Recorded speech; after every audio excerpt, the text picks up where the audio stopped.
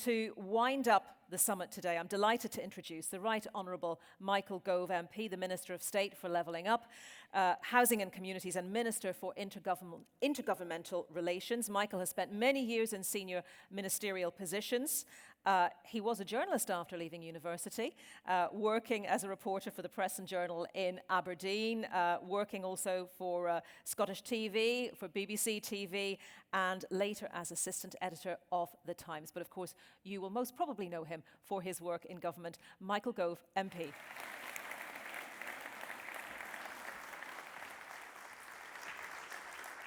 Thank you very much, Anita. It's wonderful to see so many of you here today. We've just been hearing about an Irish goodbye, and the thing about an Irish goodbye is it always reminds you how much you want to come back. I've been coming back to Northern Ireland since the 1990s. Yes, I am that old. And every time I come back, I'm reminded what an amazing part of the United Kingdom Northern Ireland is. Somewhere with a storied past, with an amazing present, and with an exciting future. Northern Ireland's past is a past of creativity, of imagination and achievement. Just down the road, you can see Harland and Wolff, the shipbuilders that were responsible for some of the great triumphs in marine architecture and engineering for decades. Ships built there plied trade across the world. Northern Ireland was also the home to Short Brothers, one of the most innovative firms in aviation throughout the 20th century. As we've heard, Northern Ireland was an engine room not just of the United Kingdom, but for the world throughout the 20th century.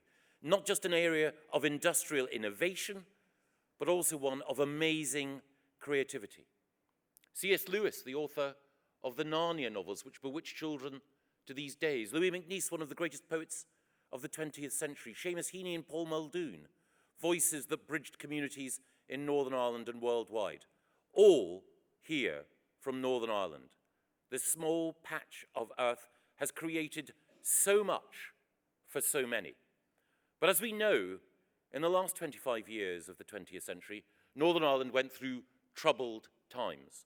And it was during that time that the resilience and the optimism of people here were tested as in few parts of Europe.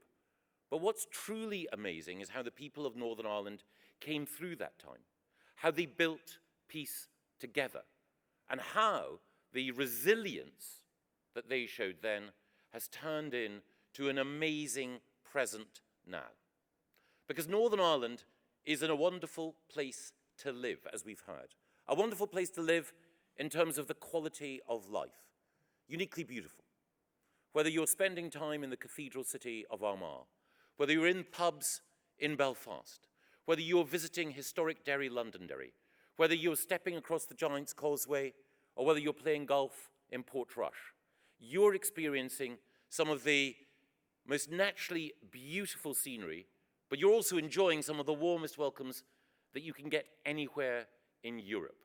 And that quality of life is representative of the quality of the people here. Creative, as I've said, resilient, as you know, but also optimistic about that future. We've seen, those of us who are regular visitors to Belfast, this city transformed in the last decade. We've seen investment coming in. We've seen civic leadership, sometimes just as difficult to pronounce as it is to provide. We've seen, hope the parties are listening, we've seen civic leadership demonstrate what it is to transform a city. And if you look at other global cities, other locations for investment, Belfast has something I think in common with Berlin. A city that has had division in the past, a city that has overcome difficulties, but now a city that is a center for tech innovation, young, buzzy, and attractive. For those of you from the United States of America, it might seem odd for me to invoke either Silicon Valley or Boston, Massachusetts as comparisons. But Northern Ireland has what they have.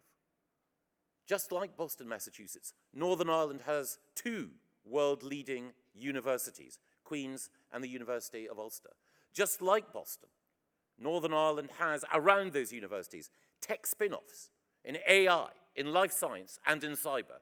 And just like Massachusetts, we have our own Kennedy providing leadership and helping you to know that this is the place to invest.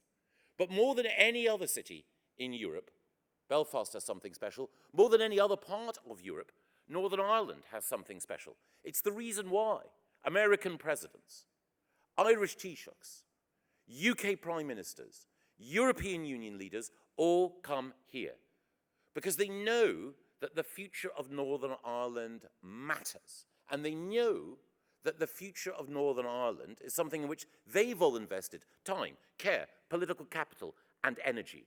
And that's why, following on from the conclusion of the Windsor Framework, Northern Ireland is poised. It's on the cusp of one of the most exciting periods in its history. Nowhere else in Europe has unfettered access to the UK's own internal market and the European Union's single market as well. Nowhere else has that potential for growth. No one else can be the entrepot, as Hong Kong was for years to Asia. Now Northern Ireland can be for both the United Kingdom and for Europe. And on that shared access also rests a commitment to a shared future. Public and private sector working together, universities and individuals working together, local government and central government, the United Kingdom and our friends in the Republic of Ireland. After years in the past of division, nowhere will you find teamwork, collaboration, and a shared determination to succeed more apparent than in Northern Ireland. And we've seen in the last few years major investments coming here. And talk to anyone, as I'm sure you have, who's made that commitment and chosen to invest in Northern Ireland, and you won't find a single word of regret. You'll only find that sense of optimism that suffuses this place. I've visited Northern Ireland, as I say, for more than 25 years. I hope, God willing, that I'll have the opportunity to visit this very special part of the United Kingdom for decades to come. And I hope you will too.